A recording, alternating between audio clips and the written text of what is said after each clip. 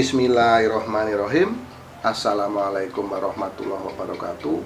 Salam rahayu sagung dumadi sahabat Kitro Pamungkas dimanapun Anda berada. Syukur alhamdulillah kita masih bisa bertemu pada kesempatan yang luar biasa ini.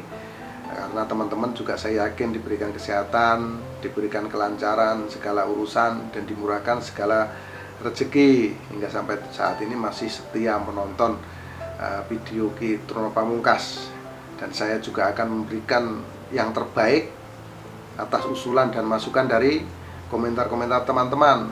Jadi usulan-usulan yang baik tentunya akan saya ambil dan saya jadikan untuk ide-ide terbaru untuk membuat video-video saya terbaru ke depannya. Dan salah satunya adalah kali ini yang saya buat. Dan seperti biasa saya bercerita itu berdasarkan buku Babat Tanah Jawi, teman-teman. Buku ini sangat tebal, itu memuat 438 halaman. Dan ini cerita buku ini dari mulai Nabi Adam sampai runtuhnya Mataram.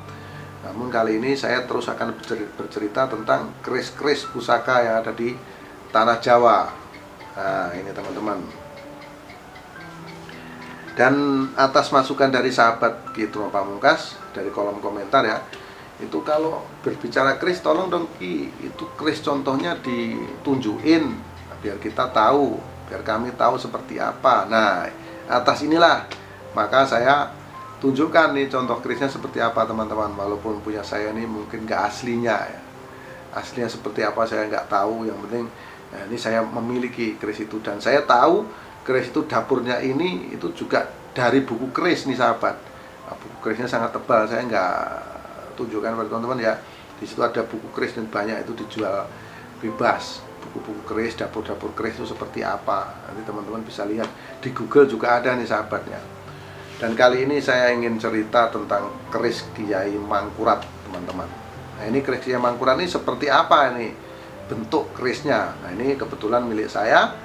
Ini warangkanya ini Ladrang Surakarta atau Ladrang Solo seperti ini, teman-teman ya. Nah, ini warangkanya seperti ini. Nah, dan ini besinya ini sudah lama nih warangkanya, teman-teman ya. Ini sudah penyok-penyok semua di sini. Dan kemarin juga saya waktu membuat review keris-keris saya itu dikomentari juga, ini keris baru semua. Itu betul kawan-kawan ya. Itu warangkanya baru semua karena warangka yang lama sudah rusak. Sudah rusak-rusak dan bentuknya jelek. Karena saya sangat suka dengan keris-keris, saya pecinta keris dan pecinta warisan budaya di Luwung ini, saya perbarui, saya bikinkan warangka yang lebih baik, yang mahal, yang ukir-ukiran nih teman-teman. Jadi itu saya koleksi, saya kumpulkan dari saat saya itu dari tahun kira-kira 1995. Jadi saya sudah mengumpulkan keris. Itu macam-macam ya saya dapat. Saya sudah ceritakan di cerita sebelumnya itu ya, di keris-keris punya saya itu dapatnya dari mana-mana saya sudah ceritakan di sahabat. Dan kali ini saya akan bercerita tentang keris yang luar biasa, keris yang memiliki cerita tersendiri, yaitu keris Kiai Mangkurat. Ini bentuknya seperti ini, teman-teman. Ya. Inilah bentuk keris Kiai Mangkurat. Jadi lekuknya ini ada loknya 1, 2, 3. Ini keris Mangkurat ini berbentuk jangkung, dapurnya jangkung ya teman-teman. Ini saya rasa jelas ya di situ ya. Kebetulan milik saya ini spesial ya teman-teman. Nah, kebetulan punya saya ini spesial karena punya saya ini dapurnya jangkung dan berpamor mayang mekar. Jadi filosofinya ini punya saya ini untuk daya-daya pengasihan, daya-daya pemikat ya. Filosofinya itu agar kita disenangi banyak orang, itu teman-teman ya. Itu filosofinya. Jadi jangan dikaitkan dengan agama apapun. Ini kan cerita keris ya teman-teman. Jadi porsinya ini cerita keris, bukan cerita agama. Jadi maksud dan tujuan dibuat keris ini untuk itu.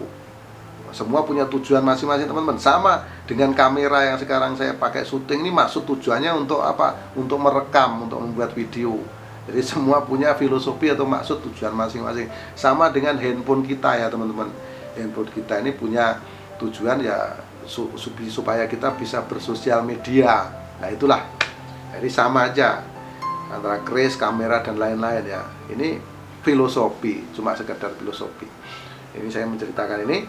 Jadi ini adalah keris Kiai Mangkurat atau Jangkung Mangkurat dan berpamor Mayang Mekar. Jadi untuk daya-daya pemikat. Jadi kalau sudah jangkung, itu artinya jangkung itu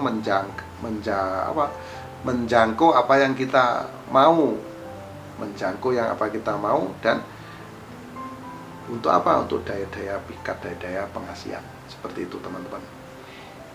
Nah, inilah bentuknya yang dimaksud dengan Kiai Mangkurat.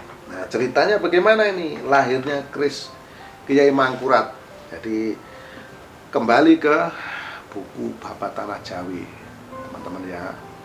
Jadi ceritanya adalah pada satu ketika Empu Supoe sukses membuat keris dan akhirnya merasa senang sang raja tersebut, dan akhirnya Empu Supo diberikan hadiah seorang wanita yang sangat cantik, yaitu yang bernama Retno Sugiyah. Dari pernikahan Empu Supo dengan Retno Sugiyah ini, akhirnya Retno Sugiyah mengandung, dan dalam kandungan 7 bulan, jadi Empu Supo ini berangkat ke Majapahit, ditinggalkannya lah Retno Sugiyah ini untuk berangkat ke Majapahit untuk mengabdi kepada Prabu Brawijaya saat itu. Nah, dari kandungan yang ditinggalnya ini, usia kandungannya 7 bulan nih teman-teman. Lalu setelah 9 bulan kemudian lahirlah seorang laki-laki yang diberi nama Joko Suro. Dan Joko Suro akhirnya lahir di muka bumi ini. Dan dari kecil Joko Suro ini dididik menjadi seorang empu, yaitu seperti bakat orang tuanya, yaitu bernama Empu Anjani, empu siluman sakti ini teman-teman. Empu Anjani ini adalah empu siluman sakti. Jadi dia ini ngajari Joko Suro untuk membuat keris untuk menjadi empu. Ini sangat luar biasa teman-teman ya. Dia diajari oleh siluman sakti yang bernama Empu Anjani. Dan saat berusia 7 tahun, jadi masih kecil, Joko Suro ini pergi mencari ayahnya, pergi mencari bapaknya, pergi ke kerajaan Majapahit dengan membawa 12 batang. Itu calon untuk membuat keris. Jadi membawa bahan 12 biji untuk pergi ke Majapahit, itu akan dibuat keris. Dan di tengah perjalanan Joko Suro ini kehabisan bekal teman-teman. Jadi Joko Suro ini kelaparan, kehabisan bekal. Akhirnya Joko Suro ini membuat keris satu persatu, lalu dijual untuk biaya, untuk makan dia. Dibuat lagi, dijual, dibuat lagi, dijual. Akhirnya habislah. Sesampainya di Majapahit, 12 bahan besi yang dibawanya itu habis. Nah, saat di Majapahit, Joko Suro ini namanya anak kecil ya. Dia berdiri di bawah pohon beringin, dia memperhatikan kerajaan Majapahit. Dia tatap. Di situ kebetulan yang dilihat oleh Joko Suro itu adalah Prabu Brawijaya, teman-teman. Jadi ditatap dari jauh, dan Prabu Brawijaya memperhatikan di tengah-tengah pohon beringin yang ada di keraton Majapahit itu ada pohon beringinnya ya. Di situ Prabu Brawijaya memperhatikan anak kecil yang berada di bawah pohon beringin tersebut. Lalu dipanggilnya anak kecil tersebut untuk menghadap. Nah, sesampainya menghadap, selayaknya kita menghadap seorang raja, ya kita melakukan sembah sungkem, ya kan. Walaupun dia anak-anak, dia sudah dilatih dan dididik tata krama yang luar biasa, sehingga adat budaya itu tetap dia sudah dipakai seperti itu teman-teman. Lalu setelah menghadap sang Prabu Brawijaya, Joko Suro ditanya, "Kamu siapa?" Dan "Saya Joko Suro," dijawabnya. Kenapa kamu main ke sini?" Dijawab lagi, Saya mencari orang tua saya, mencari ayah saya. Siapa ayahmu? Ayah saya bernama Empu Supo. Lalu Empu Supo dipanggil oleh Prabu Brawijaya. Nah, Empu Supo memberikan tantangan, memberikan ujian kepada anak kecil yang berusia 7 tahun ini, yaitu Jokosuro. Dan Empu Supo berkata, kalau memang kamu anakku, aku tantang kamu untuk membuat sebilah keris. Nah, itu ucapan dari Empu Supo. Lalu Prabu Brawijaya juga di sini mengangguk. Itu pertanda dia juga menyetujui syarat yang diberikan oleh Empu Supo. Dan akhirnya Jokosuro di sini mengheningkan cipta dan akhirnya mengambil bahan dari hatinya. Jadi dia mengeluarkan bahan itu dari hatinya, dan besinya itu terlihat putih berkilauan ya teman-teman. Dari Jokosuro ini dikeluarkannya dari hati, melalui kesaktiannya ya, melalui meditasinya, lalu mengeluarkan besi dari hatinya yang berwarna putih berkilauan. Sang raja juga terkejut juga, Empu Supo juga terkejut. Namun setelah itu keris itu, bahan itu dipijit-pijit oleh anak kecil yang berusia 7 tahun ini, yaitu Jokosuro. Nah, setelah selesai, keris itu diserahkanlah kepada Empu Supo. Lalu oleh Empu Supo ditimang seperti menggendong bayi, teman-teman ya, di sebelah kanan. Diperhatikan betul-betul, dan Empu Supo juga merasa kagum dengan hasil karya dari anaknya, yaitu Jokosuro.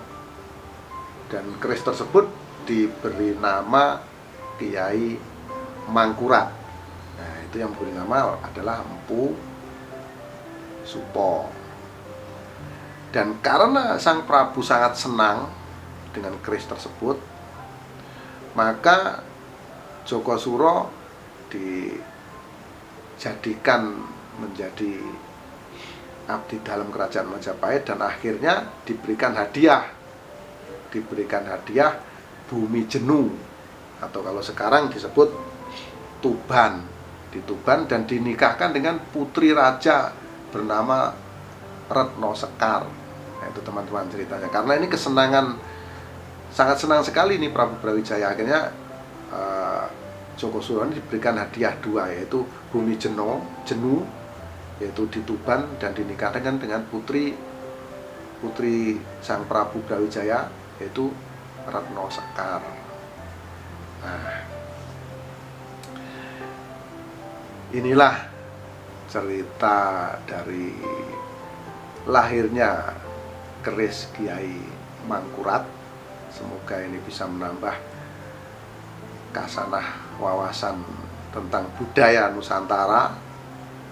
Memang Nusantara ini sangat-sangat kaya akan budaya ini teman-teman. Jadi kita harus bangga. Nggak ada negara-negara lain yang seperti bumi Indonesia ini, kebudayaannya.